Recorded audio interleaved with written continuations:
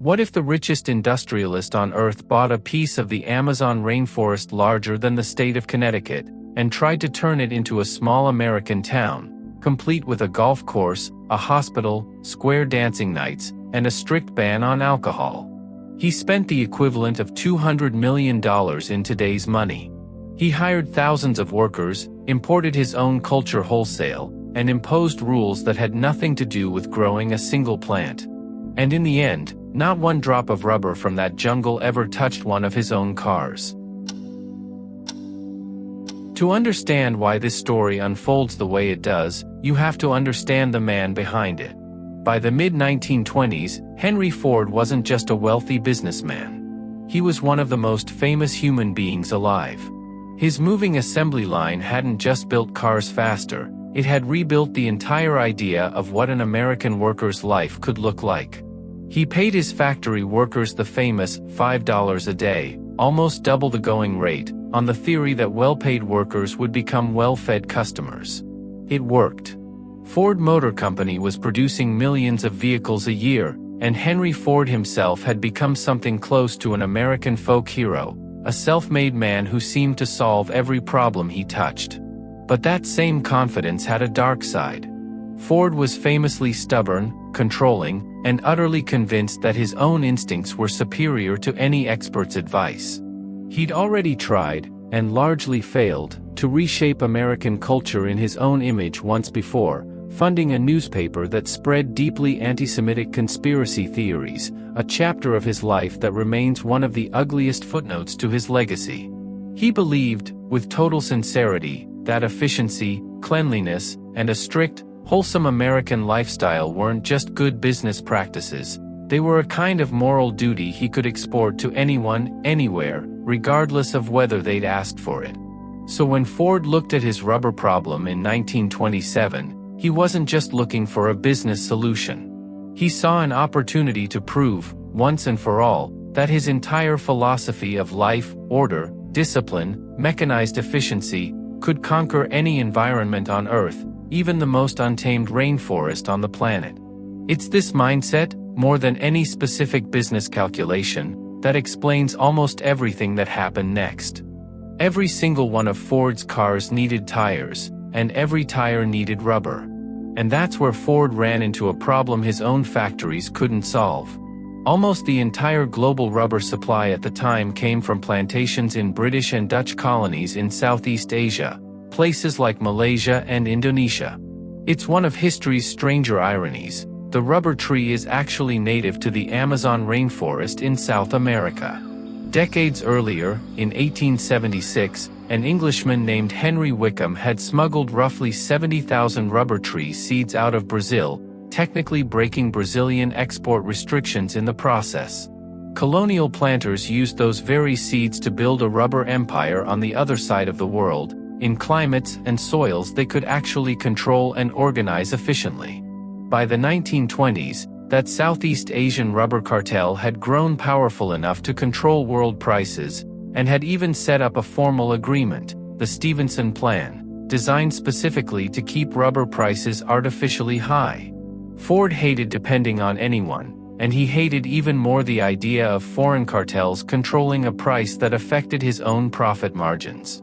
So in 1927, he decided on a solution that only a man with unlimited money and unlimited confidence would attempt. If the rubber tree belonged to the Amazon, he would simply go get his own piece of the Amazon, and grow the rubber himself, on a scale nobody had ever tried in South America before. To really understand what Ford thought he was walking into, you need to know what the Amazon rubber trade actually looked like before Henry Wickham's stolen seeds ruined it. In the late 1800s, the city of Manaus, sitting deep in the Brazilian rainforest, became one of the wealthiest cities on Earth almost overnight, built entirely on the back of wild rubber harvested from the jungle. Rubber barons became so absurdly rich that Manaus got its own opera house, built with imported Italian marble and French chandeliers, shipped thousands of miles up the Amazon River just so the city's elite could watch European opera in the middle of the rainforest. Legend even says wealthy rubber barons would send their laundry to be washed in Europe, because they trusted no local service enough for their fine linens. That entire boom collapsed once Southeast Asian plantations, grown from Wickham's smuggled seeds, started producing rubber faster, cheaper, and more predictably than anything coming out of the wild Amazon. By the time Ford arrived in 1927, that golden age was ancient history. Manaus's Opera House sat as a kind of monument to a boom nobody in the region had figured out how to recreate. Ford, in a sense, believed he could do what an entire regional economy had failed to do for decades, not just harvest wild rubber, but organize the jungle itself into an efficient, plantation-style operation, on a scale that had simply never been attempted in its country of origin. Ford negotiated a deal with the Brazilian government, a concession of roughly 10,000 square kilometers of land along the Tapajós River, a tributary deep in the Amazon rainforest, in exchange for handing over 9% of any profits the plantation eventually made. He never even bothered visiting personally to inspect the site first. Ford sent representatives to scout the land, and trusted them to get it right, exactly the kind of hands-off delegation that would come back to haunt the entire project. The town they built was called Fordlândia, Portuguese for Fordland. And it wasn't meant to look like a rubber camp. It was designed to look like a small slice of Michigan, dropped directly into the rainforest. There were neat rows of white clapboard houses, paved sidewalks, streetlights, a modern hospital with X-ray equipment and operating rooms, a power plant, a library, and, almost unbelievably, given the surrounding jungle, a golf course and a swimming pool. Bakeries, butcher shops, and shoemakers eventually opened as the settlement grew, each one trying to recreate a piece of small-town American commerce thousands of miles from home. Ford's vision went far beyond simply growing rubber. He wanted his workers, both the American managers he'd shipped down from Michigan and the thousands of Brazilian laborers who came looking for work, to live exactly like people did back home in Dearborn. That meant American food. Ford insisted on brown rice, whole wheat bread, canned peaches, and oatmeal, even though these ingredients were unfamiliar and unwanted by most Brazilian workers used to their own cuisine, fresh fish, and tropical fruit readily available around them. It meant American schedules, with a strict clock-in, clock-out factory rhythm applied to jungle agriculture, something that had never existed in the region's traditional way of life. It even meant mandatory recreation, poetry readings, square dancing nights, and English-language sing-alongs, all compulsory, whether workers wanted to participate or not. Workers were even given name tags to wear, just like on a Ford assembly line back home, and were expected to eat cafeteria-style meals standing in line, an approach that felt deeply foreign and, to many, deeply humiliating in a culture built around shared, seated meals. And because Ford personally despised alcohol, he banned it completely inside Fordlandia's boundaries, in the middle of the Amazon, where locals had their own long-standing traditions around drink and socializing that stretched back generations. Workers who wanted a drink simply paddled across the river to a nearby settlement that locals nicknamed the Island of Innocence, where all the bars, dance halls, and everything else banned in Fordlandia flourished just out of Ford's reach. It became, in effect, an entire shadow economy built specifically to escape the rules of the town right across the water. Even the physical construction of the town reflected Ford's obsession with control.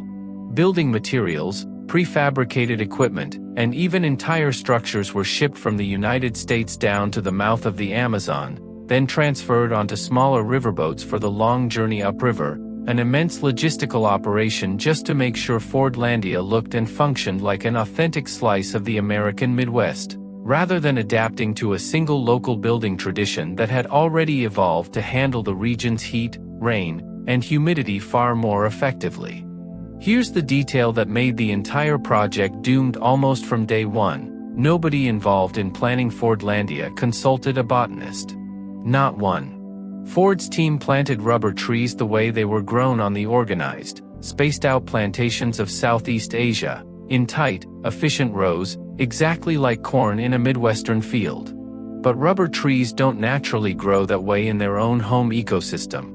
In the wild Amazon, rubber trees grow far apart from each other, scattered among other species, as a natural defense mechanism against the pests and diseases that evolved right alongside them over millions of years.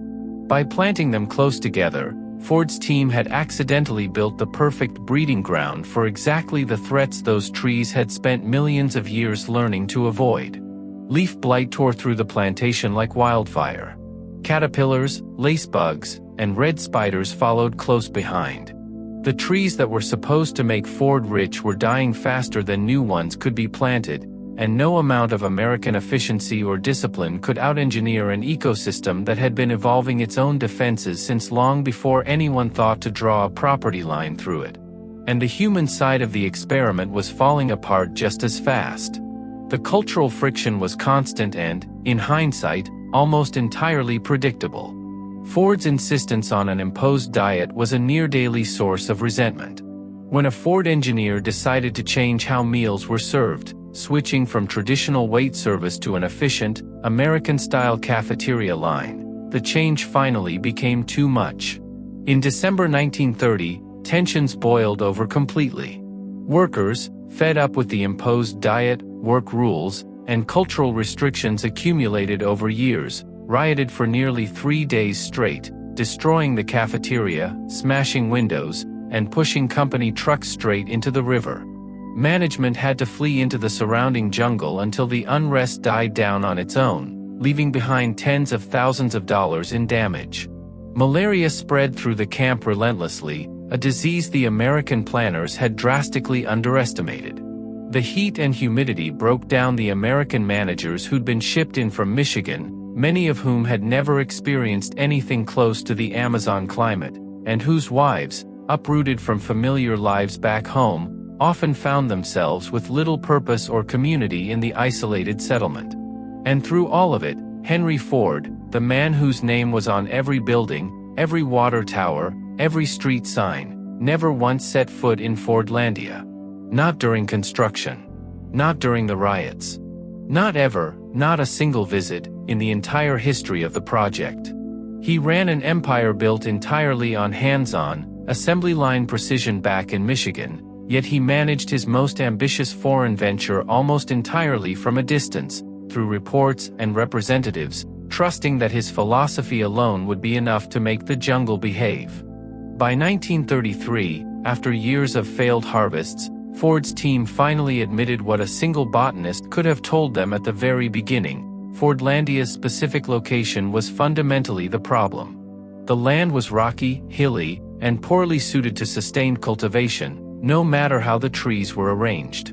So they did something remarkable, something that says a lot about just how deep Ford's stubbornness ran. Rather than abandon the entire idea, they built a second town, further downriver, called Belterra, on land that was actually suitable for the crop. It was, in effect, a full admission that the first attempt had been a mistake, without ever quite saying so out loud. Belterra briefly seemed like the correction Fordlandia needed.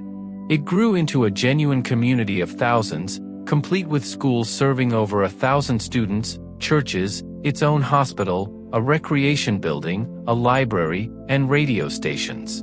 By 1940, Belterra had roughly 7,000 inhabitants and hundreds of houses. On paper, it looked like precisely the orderly, self-sufficient American-style settlement Ford had always envisioned. But even there, after 10 years of sustained effort, the numbers told the real story. Ford had once dreamed of harvesting 38,000 tons of latex a year to supply his tire factories back home. Belterra, at its absolute peak, produced somewhere around 750 tons, barely 2% of the original goal. The gap between Ford's ambition and the jungle's actual output never closed. It just became something everyone quietly stopped talking about. Then, in the mid-1940s, the rubber industry changed permanently and for good, in a way that had nothing to do with anything happening in the Amazon at all. Scientists, driven largely by wartime necessity during World War II, perfected synthetic rubber, made from petroleum instead of trees.